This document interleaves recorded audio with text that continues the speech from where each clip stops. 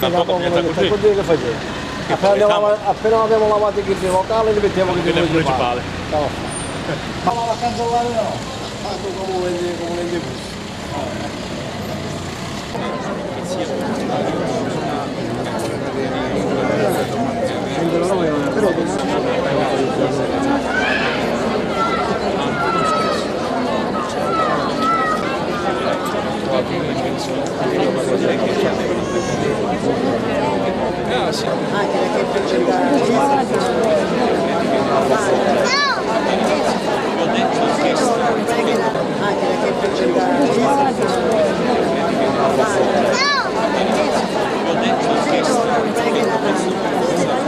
Don Marco Damanti, questa sera quindi la marcia silenziosa che ci porterà fino alla casa di Jessica, meno di 200 persone, come la vede?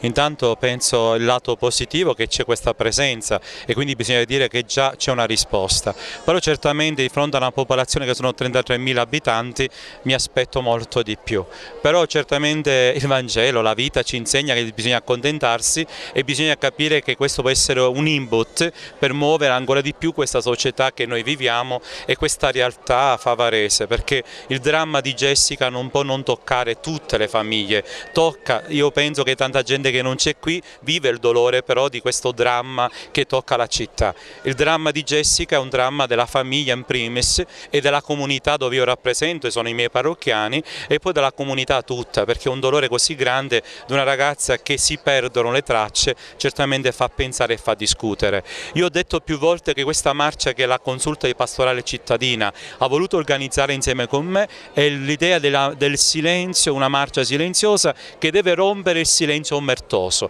Chi sa deve parlare, perché certamente è impensabile, è assurdo che questa ragazza scompare dal nulla. Qualcuno ha visto, qualcuno sa, ma l'omertà ahimè vince ancora. Non possiamo accettare tutto questo. Chi si dice credente, chi crede a una sua idea di valore non va a accettare questo senso di omertà che distrugge la città e distrugge la famiglia in questo grande dolore. La famiglia di Jessica sono suoi parrocchiani, come li vede? Come li vedo? Come posso vederli? Io li vedo in doppia veste, da uomo e da prete, no? Da uomo che guardo quei bambini, 4 bambini, guardo la madre, guardo tutta la famiglia straziata nel dolore. Cioè, inaccettabile, perché vedere un familiare che scompare dal nulla è un dolore indescrivibile. Non è la morte di una persona che è un dolore grandissimo, ma piano piano c'è una piccola rassegnazione. Qui c'è una scomparsa di una donna che non si sa nulla, scomparsa nel nulla, e quindi questo è un dolore immenso nella famiglia che diventa il mio dolore, ma il dolore della città. La signora Giuseppina come sta reagendo? Reagisce, è una donna semplice, umile, ma è forte, la vedo molto forte con i nipoti, no? Certamente 4 bambini, una donna che ha le sue sofferenze, ma cerca di alleggerire le sofferenze di questi piccoli non vedendo la mamma, e io penso che questo gli fa molto onore. Prima di iniziare questa marcia, che è una marcia silenziosa a partire da quando io finirò di parlare, voglio solo introdurre questo fatto. Questa è una marcia silenziosa che faremo insieme, è una marcia di silenzio, di solidarietà verso la famiglia che vive tale dolore, immenso dolore, e vogliamo dimostrare la nostra vicinanza. È un silenzio che vuole rompere un silenzio omertoso. Questo silenzio è un silenzio fecondo, perché la presenza nostra silenziosa è potenza, perché noi vogliamo dire che chi sa, chi ha visto, parli, perché c'è una ragazza scomparsa, perché ci sono 4 bambini che hanno bisogno della loro madre. È un silenzio che nel silenzio vuole gridare al silenzio omertoso. Allora da questo momento iniziamo questa marcia fatta da tutti noi, siamo qui perché crediamo in questo e vogliamo viverla veramente in silenzio. Vi chiedo che mentre camminiamo pensiamo a questa famiglia, pensiamo alla verità che deve uscire fuori per fare giustizia.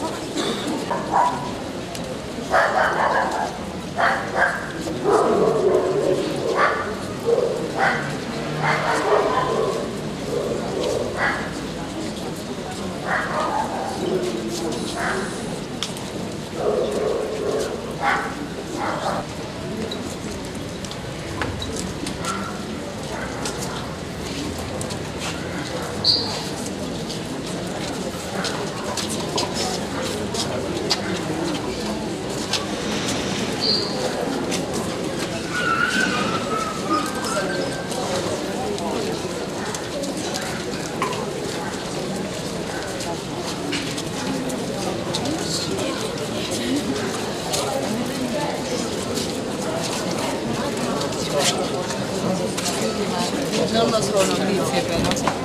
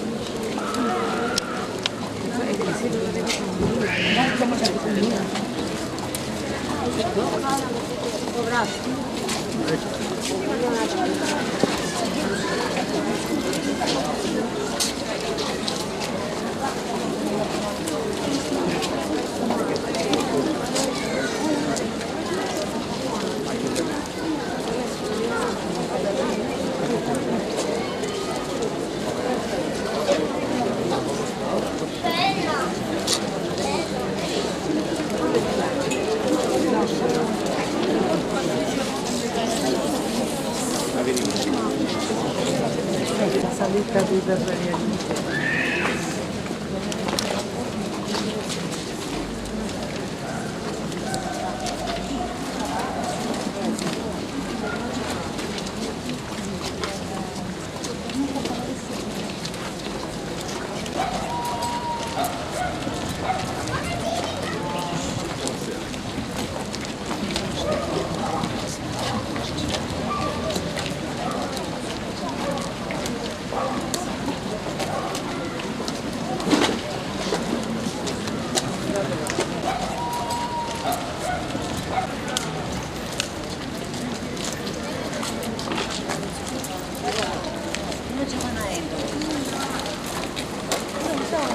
Noi c'è una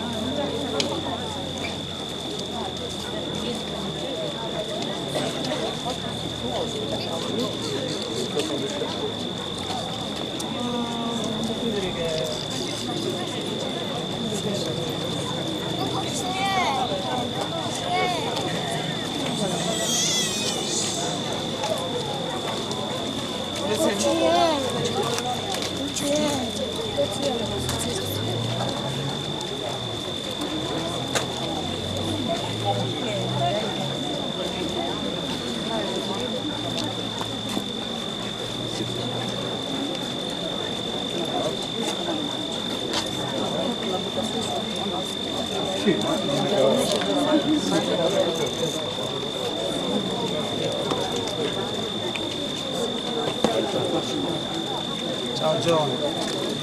Fare per qualcuno.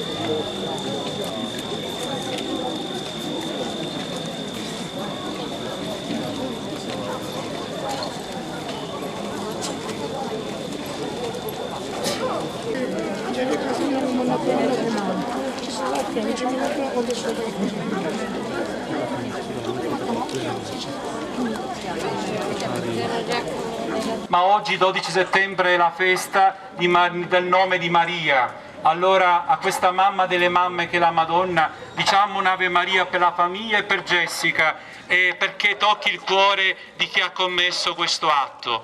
Ave o Maria, piena di grazie, il Signore è con te. Tu sei benedetta fra le donne, benedetto il frutto del tuo seno, Gesù. Santa Maria, Madre di Dio, prega per noi peccatori, adesso e nell'ora della nostra morte. Ecco, vi do la benedizione del Signore, io insieme ai miei confratelli, questo discenda su tutti voi, nel nome del Padre, del Figlio e dello Spirito Santo. Amen.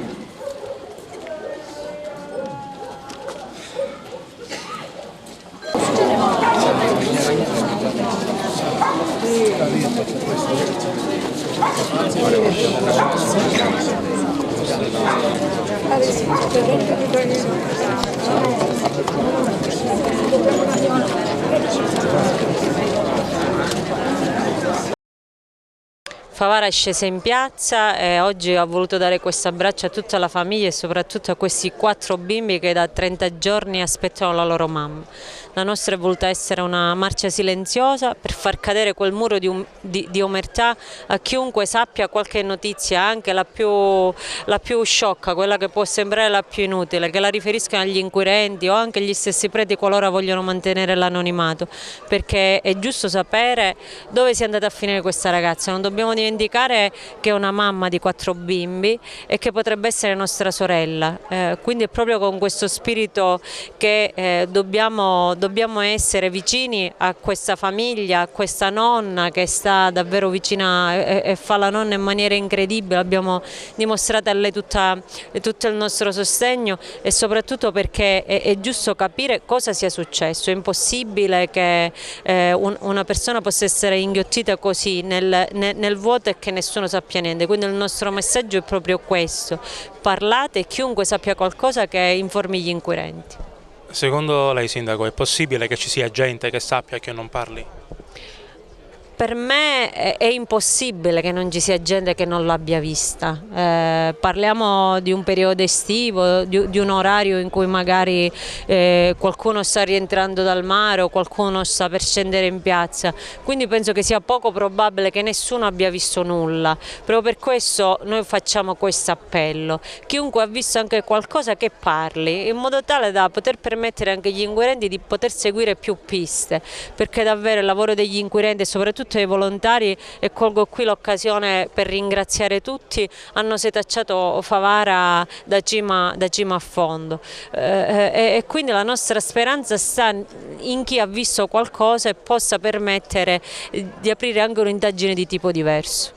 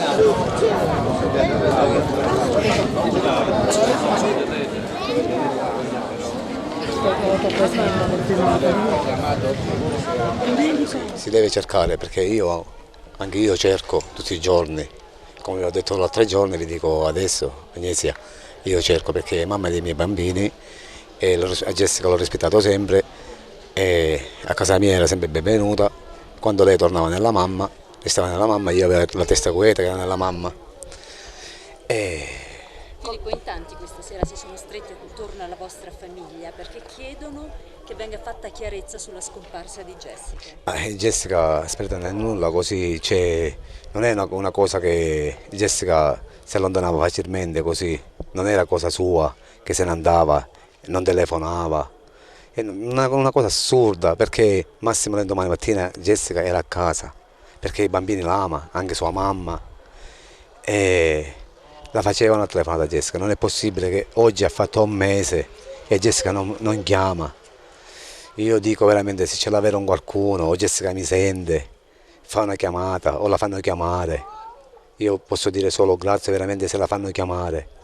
Se Jessica mi sente, io non lo so che cosa è successo, perché veramente non so nulla e questa cosa mi dà fastidio, perché anche i bambini, i miei figli, quelle più piccole magari non domandano, ma Gerlando che capisce, e Elison, perché Elison è la prima bambina che ha avuto lei, però per me è mia figlia, che anche voi mi domandate, padre, che io non lo so, perché mai io a Jessica gli ho detto che è padre, perché io l'ho accettato com'era. Ma che idea si è fatta allora Filippo, lei ad un mese? È un mese è successo qualcosa, mica qualcosa non è successo. Perché Jessica non si allontanava, come dico, facilmente così.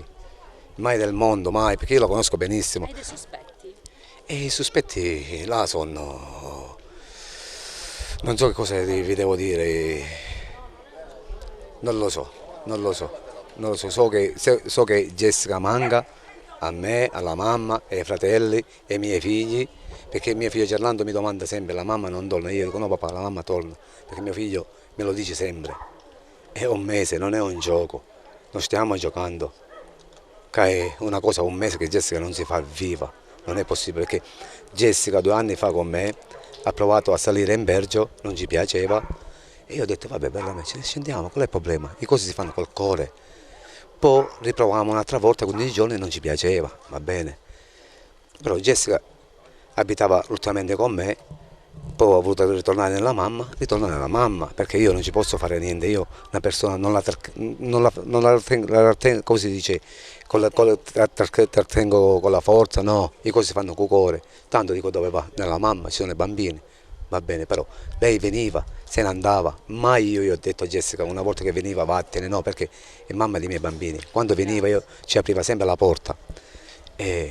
Questo significa voi state insieme, siete innamorati? È normale, però io la lasciavo libera, mica non poteva una persona... Si allontanava ma siete fidanzati? Mamma dei miei bambini, è normale, mica io l'ho trattato sempre bene e possono parlare tutto il paese da me, che anche ci sono persone che stanno parlando un po' troppo, io non capisco, però tutte persone a me mi conoscono a favore chi sono veramente. Dico che io sono stanco, che ci sono certune che parlano, che dicono Filippo è troppo nervoso, che è nervoso, che cosa vogliono fare a capire che io sono nervoso, come devo essere?